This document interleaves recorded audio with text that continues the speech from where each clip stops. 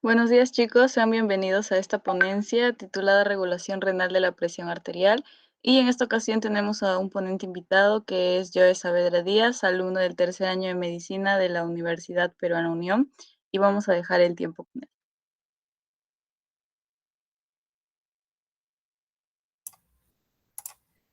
Buenos días, chicos. Voy a presentar mi diapositiva. Bueno, entonces, como ya mientras estaba presentando, como dijo Marcela, lo que voy a hablar ahora es la regulación renal de la presión arterial. Más que todo, abarca la parte de la regulación a largo plazo. Como ya algunos conocemos, pues la presión arterial, para su regulación requiere muchos procesos complejos, diferentes mecanismos que pues se van a dividir en presión arterial, en la regulación a corto plazo y a largo plazo. Y bueno, pues algunas literaturas le ponen mediano plazo o ultra corto, pero ya. Entonces, empezando, acá está lo que les decía. La regulación a corto plazo principalmente va a estar moderada por el sistema nervioso, especialmente el sistema nervioso simpático. Y se llama a corto plazo porque justamente va a ser una respuesta bastante aguda a los diversos cambios que puede tener la presión arterial sistémica. El tiempo se va a dar de segundos a minutos y pues puede durar hasta horas. Y esta regulación, al ser bastante rápida, va a poder mejorar estas variaciones en la presión, pero no la va a llegar a su punto basal, por lo que su efectividad se podría considerar aproximadamente un 94%. Mientras que, por otro lado, la regulación a largo plazo, que es más de lo que vamos a hablar hoy, es encargada por el sistema renal y por algunos factores hormonales que, si bien actúan en diversas partes del cuerpo, también tienen como diana al riñón. En vamos a tener que su tiempo es pues, de horas a días. Su duración es similar y pues la efectividad va a ser el 100%. ¿Por qué? Porque ese sistema sí puede lograr que la presión regrese a su estado basal. Ahora, lo importante para la regulación a largo plazo es que tenemos que ver la relación que existe entre el volumen y la presión arterial. Pues para muchos ya, nosotros ya entendemos, ya más que todo va a ser un repaso, pues para otros quizá puede ser algo nuevo, pero acá tenemos la fórmula de la presión arterial media, la cual esta alteración en los factores que voy a mencionar, pues van a llevar a alteraciones de la presión arterial. Por ejemplo, tenemos que la presión arterial media va a ser igual al gasto cardíaco por la resistencia vascular periférica. La resistencia vascular periférica, pues va a estar moderada principalmente, ¿por qué? Por la vasoconstricción o vasodilatación de las arterias y pues por otros factores como el diámetro, la longitud, etc. Mientras que el gasto cardíaco, como vemos acá abajo, acá mismo, está regulada por el volumen sistólico y la frecuencia cardíaca. El cual el volumen sistólico va a estar también conducido por diferentes factores, de los cuales lo importante para este tema, para la regulación de la presión arterial a largo plazo, es el volumen. Uno de ellos siendo el retorno venoso. Una vez que entendemos esto, podemos ver que la principal manera del riñón para poder regular la presión arterial es a través de un control entre la excreción de la orina y pues un control de esa excreción comparado con la ingesta de cloruro de sodio o sal de manera general y pues excreción. Entonces tenemos acá una tabla a la izquierda que nos va a representar un riñón aislado. En ese experimento se le quitaron todas las inervación al riñón y solo se analizó su función de excreción de orina. Para esto, para poder entender esto, tenemos que ver dos términos importantes, que uno es la diuresis, que pues va a ser básicamente la excreción de agua, y otro es la natriuresis, que va a ser la excreción de sodio a través de la orina. Vamos a ver la relación directamente proporcional que tiene el volumen y la presión. Entonces vamos a ver de que mientras más volumen hay, si aumenta el volumen extracelular, pues por lo tanto va a aumentar la presión arterial. Si disminuye, pues va a disminuir la presión arterial. Entonces, ¿qué es lo que hace el riñón? En respuesta a aumentos de la presión arterial, como vemos en el eje X, en aumentos de la presión arterial lo que va a hacer es va a aumentar la excreción de orina. ¿Por qué? Porque al aumentar la excreción de orina va a disminuir el líquido extracelular y por lo tanto va a disminuir la presión arterial. Lo mismo va a pasar viceversa. Entonces, en general tenemos de que cuando la presión es 50, la excreción pues, de agua y sodio es básicamente cero, mientras que mientras más vaya incrementando la presión arterial, pues la excreción de sodio y agua por la orina va a aumentar. Luego, en la tabla que tenemos a la derecha, podemos ver un experimento que se realizó en perros. ¿Qué es lo que se hizo? Se les quitó, se les inhibió respuestas a otros sistemas de corto plazo para ver cuál sería la reacción del riñón a una infusión aguda de plasma que se agregó aproximadamente 400 mililitros, lo que incrementó de manera aguda el volumen extracelular. Y al incrementar ese volumen extracelular, pues aumentó el gasto cardíaco, como vemos acá arriba, y aumentó la presión arterial de una manera bien abrupta. Ahora, ¿qué es lo que hizo el riñón en respuesta a este aumento de la presión arterial? Pues aumentó la excreción de orina y como consecuencia vemos que tanto el gasto cardíaco y por lo tanto la presión arterial disminuyeron. Esa es la relación que tiene, o la función principal que tiene el riñón en base a la presión arterial. Para esto es importante entender el punto de equilibrio que vamos a tener entre la ingesta de sal y agua que tenemos en la curva o bueno, línea, que vemos en la línea A, y la curva de la excreción de agua y sodio.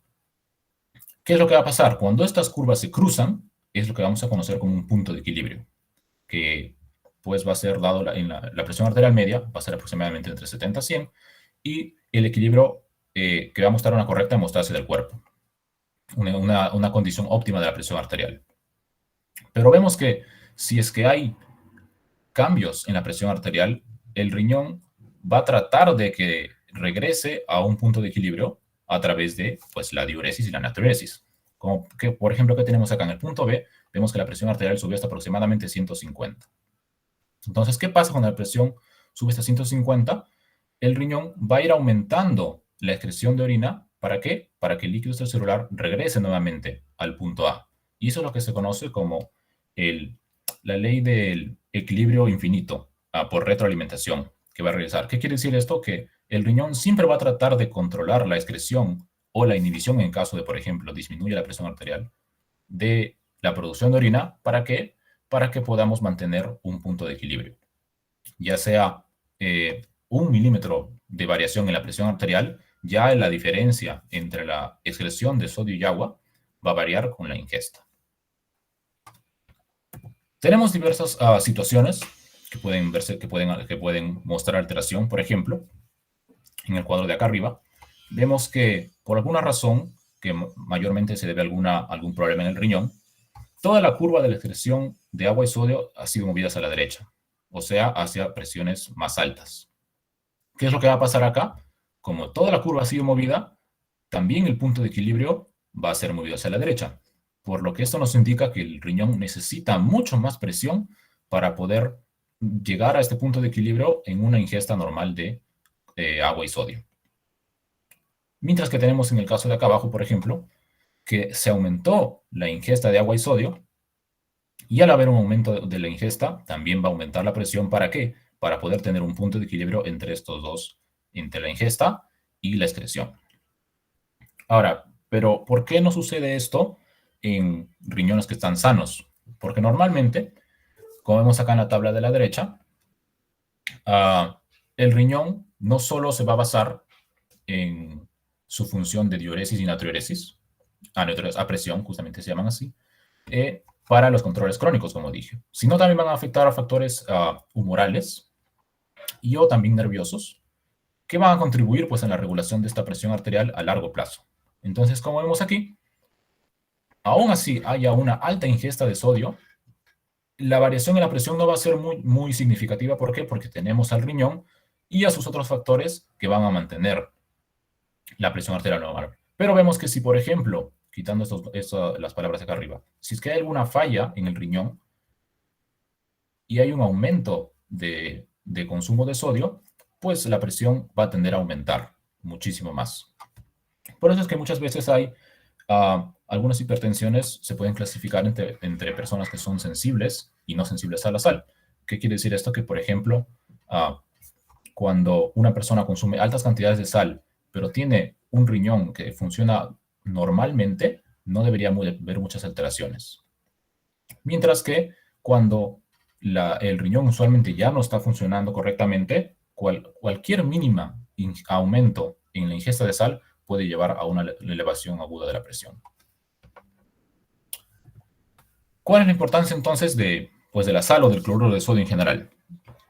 Como mencioné, la diuresis y la natriuresis van a ser parte pues, de esta regulación del riñón. Pero la diuresis no va a ser muy importante porque aún así se consuma mucha agua y tiende a aumentar el líquido celular. Esta agua se controla rápidamente. Sin embargo, el consumo de sodio sí va a mantener unos niveles de líquido celular elevados por más tiempo. ¿Por qué? Porque va a funcionar por dos mecanismos. Entonces, como el volumen de líquido celular aumentado por sal va a deberse, en primer lugar, porque va a haber un aumento de la osmolaridad. ¿Por qué? Por este aumento de sodio, que es el principal electrolito. Este aumento de sodio, un consecuente aumento de la osmolaridad, va a llevar primero a la estimulación del centro de la sed, que pues va a llevar a la persona a tomar mucho más agua y por lo tanto a llenar o aumentar el volumen de líquido celular y aumentar aumentar la presión.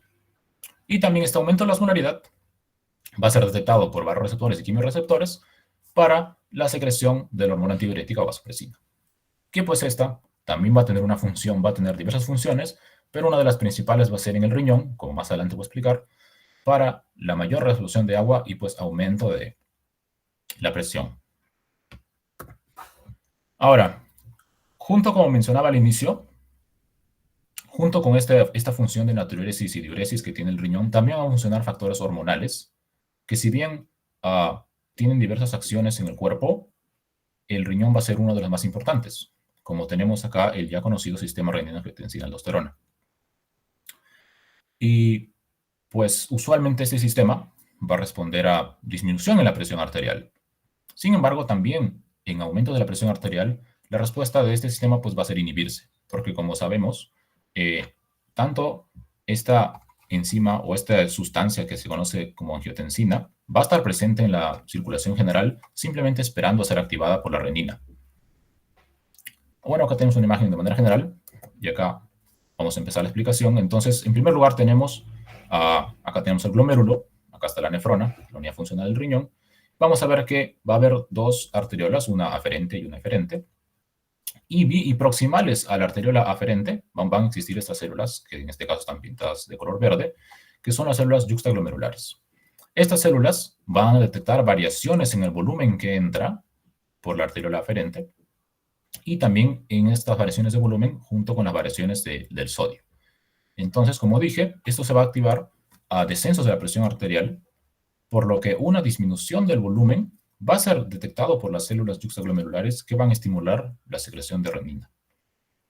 Esta renina, como vemos en la imagen, como podemos ver acá, esta renina se va a dirigir hacia la circulación sistémica hasta encontrarse con el sustrato del angiotensinógeno. Este angiotensinógeno que se encuentra en la circulación, que consta de 14 aminoácidos, va a ser activado o va a ser cortado por esta renina para convertirse en angiotensina 1, ya con una sustancia de 10 aminoácidos. Esta angiotensina 1 es un vasoconstrictor, pero no es tan potente, no es tan fuerte y realmente no cumple funciones importantes en el cuerpo más que cuando está en la circulación general, después de unos minutos a segundos, de segundos a minutos, va a llegar a la circulación pulmonar en la cual se va a encontrar con otra enzima, que es la enzima convertidora de angiotensina, la cual, bueno, por sus siglas se conoce como ECA. Perdón.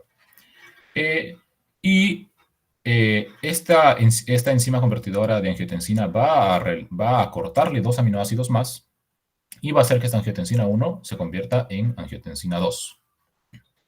Esta angiotensina 2 ya es el vasoconstrictor de funciones importantes y pues va a tener acciones en diversos lugares, de los cuales los más importantes van a ser, uno, los vasos sanguíneos de la circulación general, que es lo que va a causar una vasoconstricción. Y como mencionaba al inicio, la vasoconstricción va a aumentar la resistencia vascular periférica, la cual pues va a aumentar la presión arterial. Pero también eso va a ser a través de los receptores tipo 1. Pero también va a tener una función en la glándula suprarrenal a través de sus receptores tipo 2, que va a contribuir en la reabsorción de agua y sal, como porque va a estimular la secreción de aldosterona. Y como ya debemos saber, la aldosterona va a actuar a nivel del túbulo contorneado distal y tubo colector para estimular la reabsorción de sodio y la excreción de potasio. De esta manera, junto con el sodio, pues va a reabsorber agua y va a aumentar el líquido extracelular y por lo tanto va a aumentar la presión arterial. Otra de las funciones que también tiene la angiotensina 2 es, de una manera indirecta, puede afectar a la secreción de hormona antidiurética o vasopresina, la cual, como dije al inicio, va a tener su función tanto en el riñón como en los vasos sanguíneos. Ahora, una vez que entendemos que ya entendimos más o menos cómo funcionan este factor hormonal, podemos ver el mecanismo de acción de la natriuresis.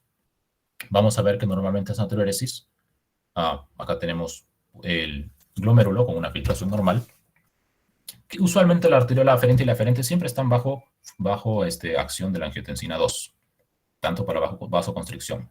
Pero cuando hay un aumento de la presión de perfusión renal o del volumen que entra por la arteriola aferente, se va a inhibir la renina, y al inhibirse la renina, pues se va a inhibir la cantidad de angiotensina presente. Entonces, al no haber angiotensina, va a haber vasodilatación tanto de la arteriola aferente como de la eferente. Al aumentar la vasodilatación de la arteriola aferente, va a aumentar la tasa de filtración glomerular, que es la cantidad de filtrado que se va a producir, y al aumentar esto, pues va a aumentar la secreción de orina. Pero no solo esto, sino también al estar vasodilatado la arteriola eferente, lo que va a pasar es que va a llegar mayor flujo a los capilares peritubulares, como vemos acá. Y estos capilares peritubulares, así como cualquier capilar o vaso sanguíneo del cuerpo, están regulados por las fuerzas de Starling. Uno de los factores de la fuerza de Starling es la presión hidrostática. Al haber mayor flujo, va a aumentar esta presión hidrostática. Y si aumenta esta presión hidrostática, va a aumentar el filtrado que tiene hacia el espacio intersticial y va a aumentar la presión hidrostática del espacio intersticial. Al haber un aumento de la presión hidrostática del espacio intersticial, va a evitar que este filtrado que tenemos en los túbulos se reabsorba, por lo que va a concentrar aún más los niveles de volumen de orina. Así como funciona la natriuresis. Luego también tenemos la función de, como ya para ir acabando, las funciones de las otras hormonas. Tenemos la aldosterona, que también es estimulada por la angiotensina 2, que va a llegar pues, a los túbulos, como mencioné, a los túbulos contorneados distales y colector, va a estimular los receptores nucleares que tiene y pues va a aumentar la presentación tanto de los canales de sodio, también como potenciando la acción de la bomba de sodio-potasio ATPase. Y por último, también vemos la función de la hormona antidiurética, o vasopresina como se le conoce, que pues acá están los estímulos principales de los que hemos hablado, el aumento de la osmolaridad y la disminución de la volemia, del volumen, y por lo tanto la presión arterial. Y al segregarse de la neurohipófisis va a tener dos acciones en sus receptores B1, que van a estar encontrados en los vasos sanguíneos, va a aumentar la vasoconstricción, lo que también va a contribuir con las resistencias vasculares periféricas y aumentar la presión. Y en el riñón va a aumentar, mejor dicho, va a llegar al riñón y va a estimular la presentación de unos canales que se llaman aquaporinas, más específicamente las aquaporina 2, va a estimular su presentación de las vesículas, y ya sean estas aquaporinas van a reabsorber más agua. Y pues al reabsorber más agua van a aumentar el líquido extracelular. Entonces, de manera general, vemos cómo estos factores, pues que usualmente el sistema renina-angiotensina se activa aproximadamente en 20 minutos, van a regular a mayor plazo la presión arterial, y esto es lo que permite que en personas saludables o que tienen los riñones sanos, altas ingestas de sodio o variaciones en la presión sean reguladas rápidamente para tratar de mantener el organismo con una hemostasis correcta y el riñón también. Entonces eso básicamente sería todo. Gracias por su atención.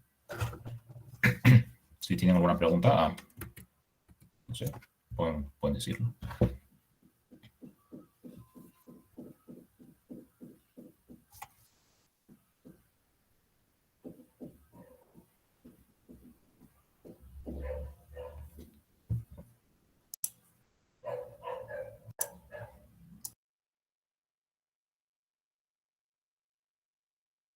Bueno, chicos, al parecer no hay preguntas, entonces agradecemos a Joe por hacer esta ponencia tan buena.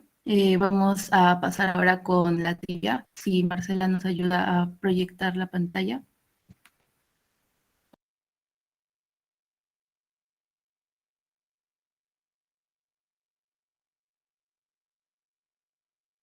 A ver, un ratito.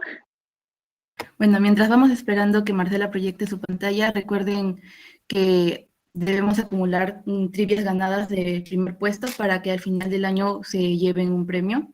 Estamos anotando todos los ganadores de cada trivia de cada ponencia, así que participen, chicos.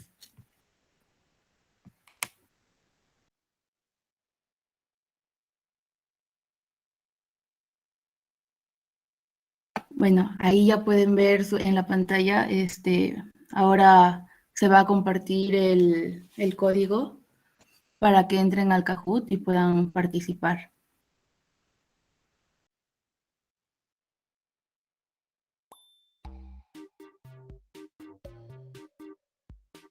Vamos chicos, entren al Kahoot para poder jugar. Las preguntas son bien sencillas para que todos puedan participar.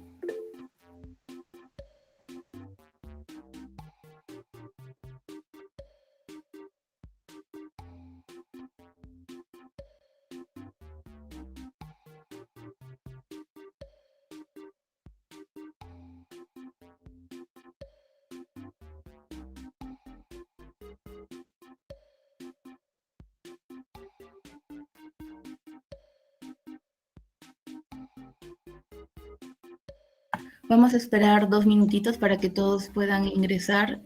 Vamos chicos, ingresen, no están tan difíciles las preguntas.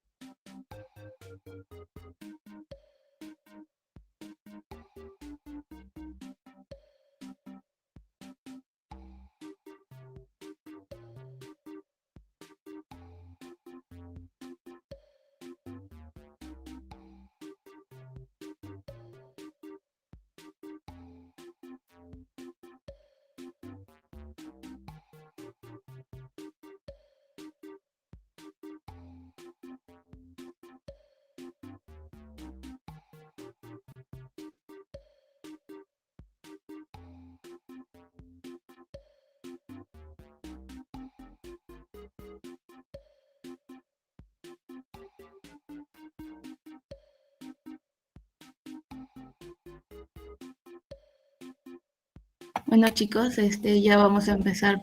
Si alguien más quiere unirse, todavía tengo unos segundos más.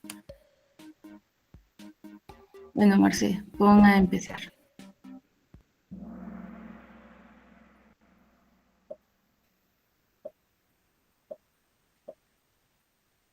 Bueno, la primera pregunta dice, ¿los receptores alfa-1 utilizan la proteína fosfolipasa C, adinilatosicrasa, mTOR o ninguna de las anteriores?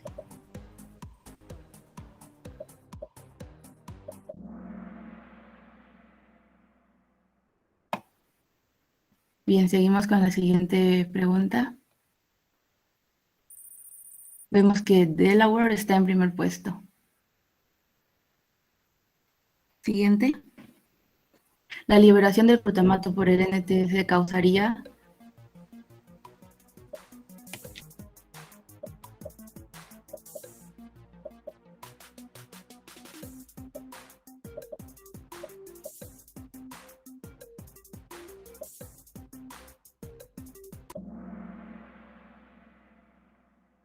Bien, ahí van a la par, ¿no? Vamos a ver que SIBO ahora está en primer puesto y Delaware bajó a segundo. Siguiente. Un aumento de la presión venosa central causaría...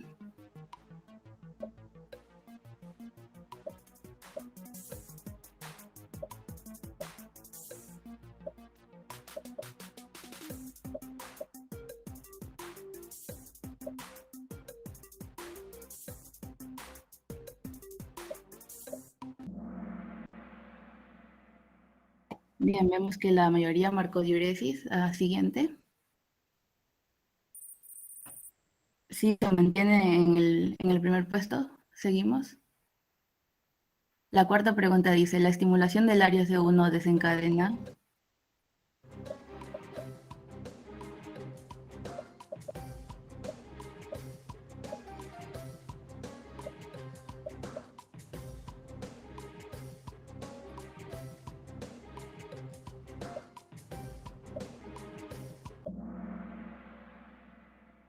Bien, vemos que la mayoría marcó la respuesta correcta, que es un aumento de la frecuencia cardíaca. A ver, seguimos, Marce. Y CIU se mantiene en primer puesto. La quinta pregunta dice, los vasoreceptores se encuentran en...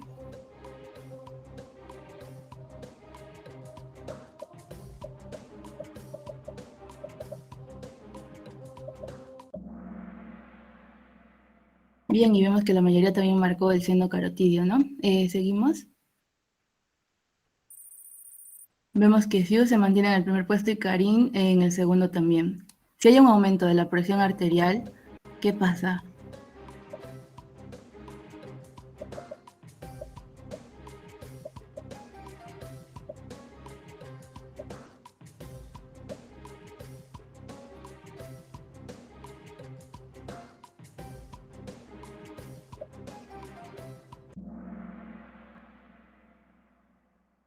Bien, vemos que también la mayoría marcó la respuesta correcta. Seguimos con la siguiente. Y Siu se mantiene en el primer puesto. La séptima pregunta dice, ¿el péptido natriúrico auricular tiende a...?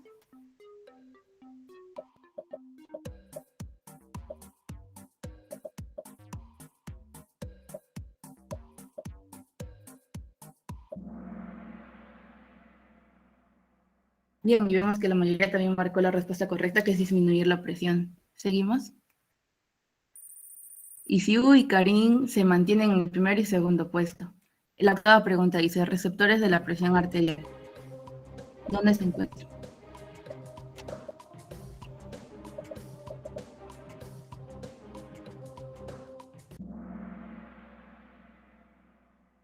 Bien, vemos que marcaron también la mayoría la respuesta correcta y seguimos. Siu y Karin siguen en los mismos puestos, no quieren bajar. La novena pregunta es marca la respuesta correcta.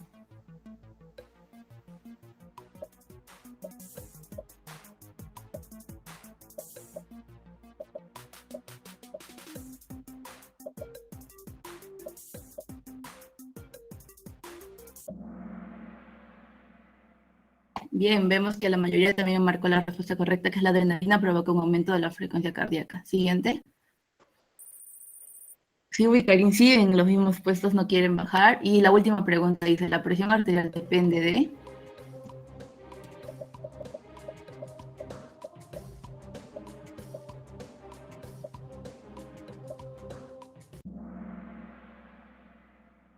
Bien, vemos que también marcaron todos la respuesta correcta y vamos a ver el podio, dando como tercer lugar a, bueno, ahí está su código, 2018-15875, segundo lugar a Salva y primer lugar está Siu. Así que quien sea Siu se comunica con mi persona, con Marcela o con Kimberly o con alguien de CPA para poder anotarle y tener en consideración para su premio si es que sigue ganando trivias. Bueno, chicos, eso es todo por el día de hoy.